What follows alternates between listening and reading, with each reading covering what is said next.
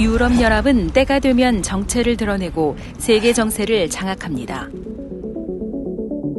이런 와중에도 세계 곳곳에서 14만 4천의 전도자가 일어나 복음을 전함으로 인해 많은 사람들이 구원에 이르게 됩니다. 여전히 메시아를 기다리는 이스라엘을 구원하시려는 하나님의 섭리 가운데 두 증인의 사역이 시작됩니다. 이스라엘이 적그리스도에게 속아서 하나님의 거룩한 성전을 더럽히게 된 사건이 두 증인의 사역과 맞물리면서 이스라엘에도 커다란 구원의 역사가 일어납니다. 계시록 11장 3절에 내가 나의 두 증인에게 권세를 주리니 저희가 굵은 베옷을 입고 1260일을 예언하리라 했습니다.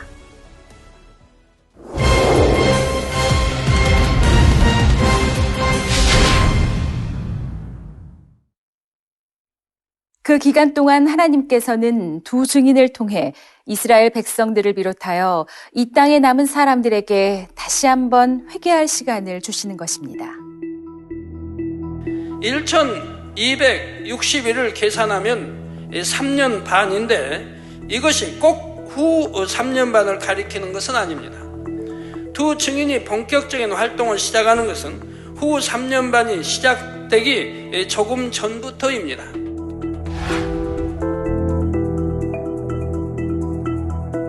이들이 활동하는 기간 동안은 하나님께서 주신 권세가 있기 때문에 누구도 그들을 해칠 수가 없지요.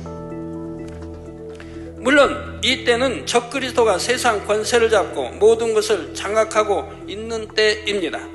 하지만 적그리스도도 하나님께서 허락하신 기간 동안은 두 증인을 건드릴 수가 없지요.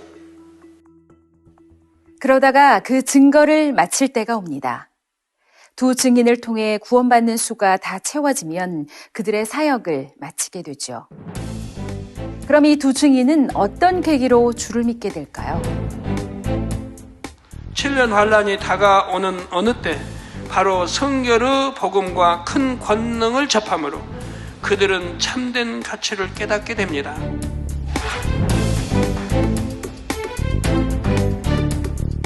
예수 그리스도가 참으로 인류의 구세주요 그들이 기다리던 메시아임을 깨닫지요. 진리를 알기 원했던 자신들의 기도가 응답되었음을 깨우치는 것입니다. 이제 가장 가치 있는 것을 알게 되었기에 이들은 주를 위해 기꺼이 생명을 드리기로 결단하지요. 물론 더 정확하게 말하면 이들은 이 인생의 참된 가치를 앞으로 깨달을 사람들입니다. 요한계시록에 나오는 그들의 사역은 장차 7년 환란 중에 일어날 일이기 때문이죠. 사역할 동안은 놀라운 권능을 행함으로 모든 사람이 두 증인을 두려워하지만 때가 되면 적그리스도에게 잡혀 순교합니다. 순교당할 때도 단번에 죽는 것이 아닙니다. 하나님께서 요한계시록 강의를 풀어주실 때 이런 말씀을 해주신 적이 있습니다. 그들이 잡혀서 고문을 이겨내는 것을 볼 수 있다면 그것만으로도 그 중심이 얼마나 대단한 사람들인지 알 수 있을 것이라는 말씀이지요. 그럼 두 증인은 어떻게 순교하게 될까요? 적그리스도는 두 증인을 너무나 미워했기 때문에 죽여도 쉽게 죽이지 않습니다. 성경에는 구체적으로 나오지 않았지만 하나님께서 그 상황을 영감 중에 알려주셨지요. 적그리스도는 두 증인을 같이 묶어서 독가스로 고문하다가 죽입니다. 이 독가스는 전쟁을 위해 개발한 무기 중에 하나이지요. 단 몇 분 안에 많은 인명을 학살할 수 있는 너무나 위협적인 무기입니다. 그러나 고문할 때는 가스의 농도를 조절하여 죽지 않고 극심한 고통만 받게 할 수 있지요.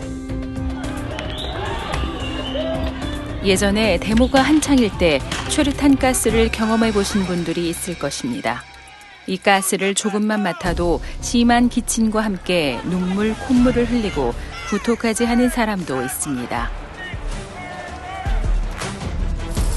또 군대에서도 화생방 훈련이라고 해서 순간적으로 가스에 노출시키는 훈련을 하죠.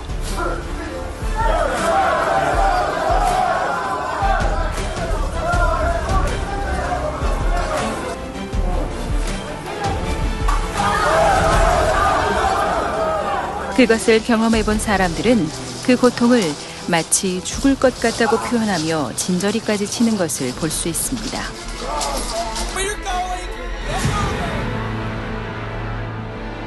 그러나 실제로 고문할 때 쓰는 가스는 이와는 비교도 할 수 없지요. 가스의 농도를 강하게 할 때 뼈와 근육이 뒤틀리고 오장육부가 터지는 듯한 상상할 수 없는 고통까지 줄 수가 있습니다. 적그리스도는 이처럼 두 증인에게 최대로 모진 고통을 주면서 그 고통받는 모습을 보며 즐거워하지요. 독가스에도 여러 종류가 있어서 두 증인에게 사용하는 것은 내부적으로 신경이나 근육 등에 작용하는 가스입니다. 겉으로는 외상이 없게 하지요.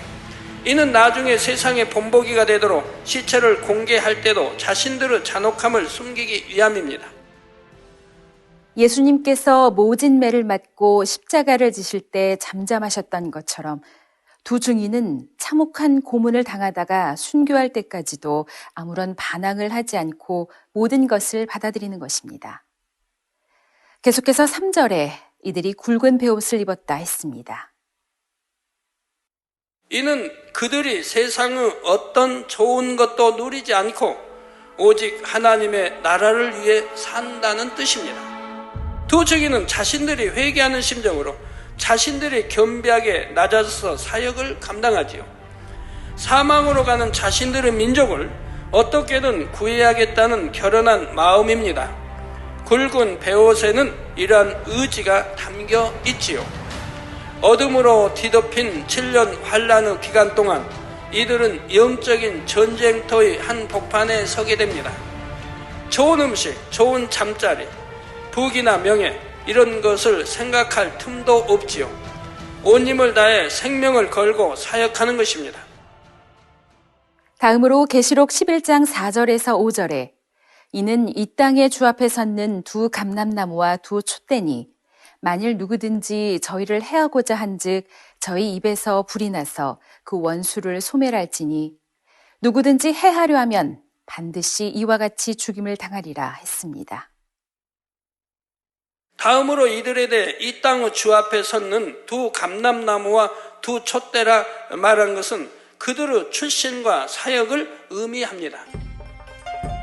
로마서 11장에 보면 선민인 이스라엘 백성을 참 감람나무에 비유하는 말씀이 나옵니다. 이들 두 증인을 두 감람나무라 한 것도 이들이 이스라엘 사람임을 나타냅니다. 다음으로 촛대의 의미는 무엇을 뜻할까요? 곧 두 증인이 촛대처럼 빛을 발하여 세상의 어둠을 밝히는 사역을 한다는 의미입니다.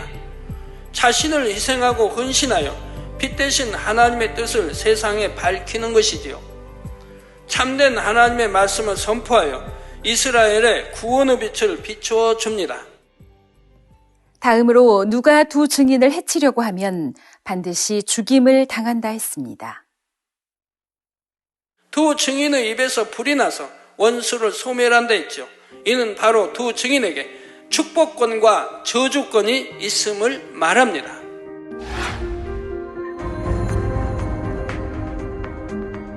물론 모든 축복과 저주의 권세는 하나님께 있습니다.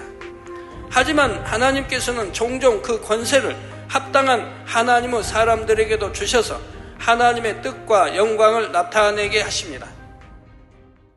이제 6절에 저희가 권세를 가지고 하늘을 닫아 그 예언을 하는 날 동안 비 오지 못하게 하고 또 권세를 가지고 물을 변하여 피 되게 하고 아무 때든지 원하는 대로 여러 가지 재앙으로 땅을 치리로다 말씀합니다.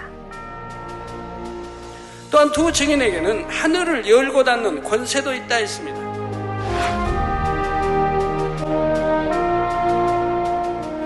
아합 왕의 시대에 엘리야 선지자가 예언하자 온 이스라엘에 3년 반의 가뭄이 들었지요. 그런 것처럼 두 증인에게도 하늘을 닫아 비 오지 못하게 하는 권세가 있습니다. 출애굽 당시의 열 재앙처럼 물이 변하여 피가 되기도 합니다. 마실 물을 피로 바꿀 수 있다면 먹지 못할 물을 식수로 바꿀 수도 있고요. 그래서 극심한 재앙 속에서도 두 증인을 믿고 나오는 이스라엘 사람들은 예비된 하나님의 은혜를 체험하게 되는 것입니다. 그런데 이스라엘 백성들만 아니라 전 세계 사람들도 두 증인에 대해 알게 되죠. 그렇다고 해서 이 권능을 본 사람들이 다 구원을 얻게 되는 것은 아닙니다.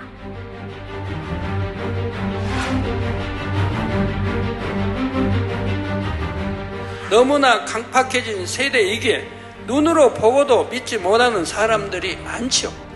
성령 시대에는 성령께서 도와주셨지만 이때는 성령의 도움을 받을 수 없기 때문입니다. 그래서 믿음을 갖는 것도 믿음을 지키는 것도 쉽지가 않지요. 그나마 이스라엘 민족은 중심이 곧음으로 비교적 많은 수가 구원을 받게 됩니다. 하나님께서도 그들의 중심을 아심으로 특별히 이스라엘 가운데 두 증인을 섭리해 두신 것이죠. 이처럼 놀라운 권능으로 사역하던 두 증인은 1260일의 때가 차면 순교하게 됩니다. 계시록 11장 7절에 저희가 그 증거를 마칠 때에 무적행으로부터 올라오는 짐승이 저희로 더불어 전쟁을 일으켜 저희를 이기고 저희를 죽일 터인즉 했습니다. 두 증인이 사역을 시작한 지 3년 반이 지나면 섭리 가운데 순교하게 됩니다. 예수님께서 사역하실 때도 그러했지요. 반대하는 자들은 어찌하든 예수님을 죽이려 했으나 때가 이르기까지는 손도 대지 못했지요. 그러나 때가 차서 하나님께서 허락하시니 유대인들이 예수님을 잡아 십자가에 못 박을 수가 있었습니다. 이처럼 두 증인도 하나님께서 허락하신 때가 되어야 적그리스도의 손에 넘겨집니다. 그 상황을 전쟁이라고 표현할 정도로 엄청난 핍박이 가해지지요. 두 증인을 돕거나 비호하는 사람들까지 색출하여 진멸하고자 합니다. 사회적으로 심히 위협적인 존재들이므로 두 증인에 의한 영향력을 완전히 제거하려 하지요. 그들의 흔적까지 완전히 없애버려야 자신들의 체제가 안정된다고 생각하기 때문입니다. 하지만 적그리스도는 이렇게 두 증인을 죽일 때도 자신들이 직접 나서는 것은 아닙니다. 이미 세계를 장악하고 주관해가고 있지만 자신들은 배후에서 모든 것을 조정해 나가지요. 다른 나라의 군대들을 동원해서 두 증인을 잡기 위한 대대적인 공세를 취합니다. 군대를 동원해 이스라엘을 포위하고 압박이 가지요. 그래서 결국 두 증인을 잡아 죽이는 것입니다. 적그리스도는 이렇게 두 증인을 죽이고 나면 두 증인의 시신을 매장하지 않습니다. 거짓말로 사람들을 미혹하고 사회를 어지럽히던 자들이 이렇게 죽었다 하며 그 시신을 세상에 공개하죠. 옛날에 반역자나 큰 죄인들을 처형하면 시신을 매장하지 않고 높은 곳에 매달거나 버려두는 경우가 있었습니다. 많은 사람들에게 경고하는 의미죠. 또 전쟁 시에도 적군의 대장을 죽이면 그 시신을 매달아 놓는 경우가 있습니다. 승리를 자축하는 동시에 적군을 위협하는 것이지요. 이런 것처럼 두 증인의 시신을 공개하여 두 증인의 말을 믿고 따랐던 사람들을 위협하려는 것입니다. 계시록 11장 8절에 저희 시체가 큰 성길에 있으리니 그 성은 영적으로 하면 소돔이라고도 하고 애굽이라고도 하니 곧 저희 주께서 십자가에 못 박히신 곳이니라 했지요. 큰 성 길에 시체가 있다는 것은 두 증인의 죽음을 이스라엘 사람들이 다 보도록 공개한다는 뜻입니다. 그런데 그 성을 소돔 혹은 애굽이라 한다 한 것은 무슨 의미일까요? 소돔은 극한 방탕과 쾌락의 도시요. 결국 불의 심판으로 멸망당한 도시입니다. 애굽은 열재앙의 큰 권능을 보고도 회개치 않고 끝까지 하나님을 대적한 나라이죠. 악한 사람들이 두 증인의 권능을 보고도 애굽처럼 여전히 회개하지 않았고 소돔처럼 죄가 관영하여 심판만 남아 있다는 것입니다. 또 저희 주께서 십자가에 못 박히신 곳이라 했습니다. 이스라엘에서 예수님이 외면당하고 죽임당하신 것처럼 두 증인도 그곳에서 죽임을 당한 것이지요. 계시록 11장 9절에서 10절에 백성들과 족속과 방언과 나라 중에서 사람들이 그 시체를 사흘 반 동안 목도하며 무덤에 장사하지 못하게 하리로다. 이 두 선지자가 땅에 거하는 자들을 괴롭게 한 고로 땅에 거하는 자들이 저희의 죽음을 즐거워하고 기뻐하여 서로 예물을 보내리라 하더라 했습니다. 적그리스도는 두 증인을 잡아 죽임으로 이제 이스라엘을 완전히 장악했다고 생각합니다. 사회적인 불안 요소가 제거되고 자신들의 권세가 안정되었다고 안심하는 것이죠. 백성들과 족속과 방언과 나라 중에서라는 것은 온 세계 자신들의 승리를 공포한다는 뜻입니다. 땅에 거하는 자들이란 적그리스도와 그에 동조하는 모든 세력들을 말합니다. 서로 예물을 보낼 정도로 기뻐한다는 것은 당시의 두 증인이 미치는 영향력이 얼마나 컸는지를 말해줍니다. 악한 자들이 두 증인으로 인해 얼마나 이업을 느끼며 고민했는지를 알 수가 있지요. 이렇게 미워하던 두 증인의 죽음을 자축하고 있는데 또다시 너무나 놀라운 일이 일어납니다. 계시록 11장 11절에 3일 반 후에 하나님께로부터 생기가 저희 속에 들어가매 저희 발로 일어서니 구경하는 자들이 크게 두려워하더라 했죠. 적그리스도는 두 증인을 참혹하게 고문하다가 결국은 확실하게 죽였고 그 시체까지 세상 앞에 공개했습니다. 그런데 3일 반이나 지난 후에 그 시체가 갑자기 살아서 일어난 것입니다. 12절에 하늘로부터 큰 음성이 있어 이리로 올라오라 함을 저희가 듣고 구름을 타고 하늘로 올라가니 저희 원수들도 구경하더라 했습니다. 우리 주님의 부활 승천하신 것 같이 두 증인도 모두가 보는 앞에서 부활하여 하늘로 올라간 것이지요. 이때 살아난 시점이 3일 반 후라는 것은 모든 것이 하나님의 섭리임을 다시 한번 확증해주는 증거입니다.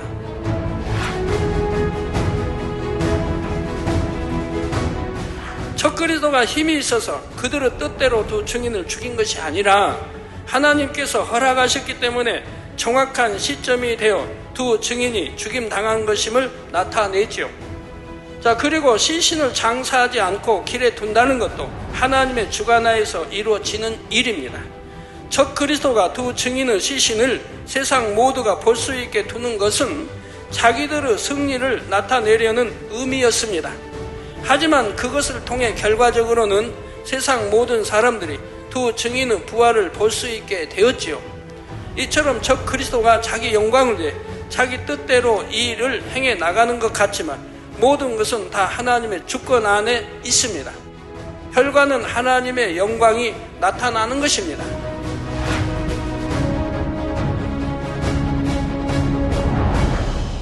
이렇게 해서 부활한 두 증인은 사람들이 보는 앞에서 하늘로 들려 올라갑니다.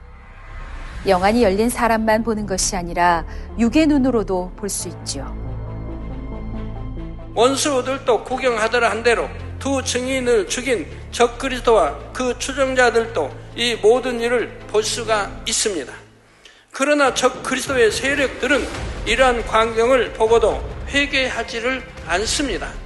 오히려 어찌하든 이 사실을 은폐하려고 하며 소문이 더 퍼지는 것을 막으려고 또다시 핍박을 시작하지요. 선한 사람들은 이런 역사를 보면 두려워하며 하나님을 인정합니다. 그러나 악한 사람들에게는 아무리 권능을 보여주고 기적을 보여주어도 끝까지 하나님을 인정하지 않으려 하지요. 사단이 그 마음을 주관하여 눈과 귀를 철저히 가리는 것입니다. 그러나 적그리스도가 아무리 사실을 은폐하려 해도 소문은 입에서 입으로 계속 퍼져 나갑니다. 이런 것처럼 두 증인의 부활을 통해서도 많은 사람들이 복음을 확신하게 됩니다.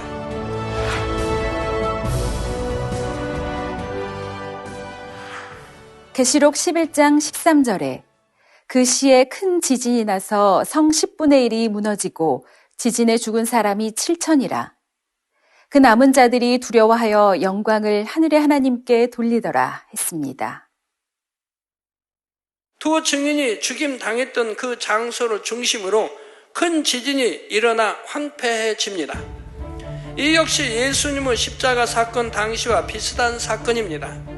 예수님께서 못 박히셨을 때도 땅이 진동하고 바위가 터지는 등 지진이 일어났지요. 적 그리스도는 이 지진에 대해서도 언론 매체를 통제하는 등 어찌하든 소문이 퍼지는 것을 막으려고 합니다.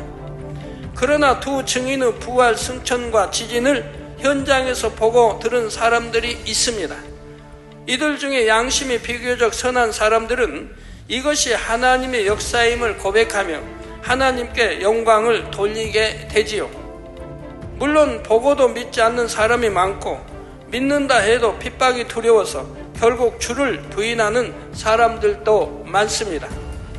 그러나 이스라엘 중에 하나님을 두려워하여 끝까지 적 그리스도에 동조하지 않는 사람들도 여전히 남아 있는 것입니다. 두 증인은 믿음이 없어서 휴거되지 못한 것이 아닙니다. 누구보다도 믿음이 좋은 사람들이지만 순교의 사명을 기꺼이 받아들인 것이지요. 어떻게 그럴 수 있을까요? 이들은 유대교를 굳게 신봉하는 사람들로서 오랜 동안 진리에 대해 갈급해왔습니다. 혼자서는 해결할 수 없는 고뇌 속에 있다가 어느 날 하나님의 은혜로 권능을 보게 되고 자신들의 고뇌에 대한 답을 얻게 되죠. 예수 그리스도가 참으로 온 세상의 구세주요, 자신들이 기다리던 메시아라는 사실을 확신하게 되는 것입니다. 그러면서 이들에게는 소망이 생기게 되었습니다. 이전의 자신들이 그랬던 것처럼 구약에만 집착하고 있는 자기 민족에게 이 복음이 전파되기를 원하게 되지요. 그러니 지옥 같은 7년 환란의 소용돌이 속에도 자원하는 마음으로 남을 수가 있는 것입니다. 이처럼 두 증인은 자기 민족을 너무나 사랑하며 이 땅에 남은 그 영혼들을 어찌하든 하나라도 더 구원에 이르게 하기 위해서 이렇게 모든 사명을 감당한 후에 들림받게 되는 것입니다.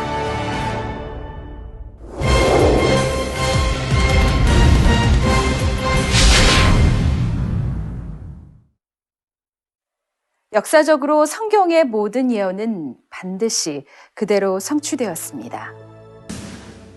요한계시록에 나오는 예언은 장차 되어질 마지막 때의 일들이며 반드시 그대로 이루어집니다. 시청자 여러분은 장차 어느 쪽에 있겠는지요?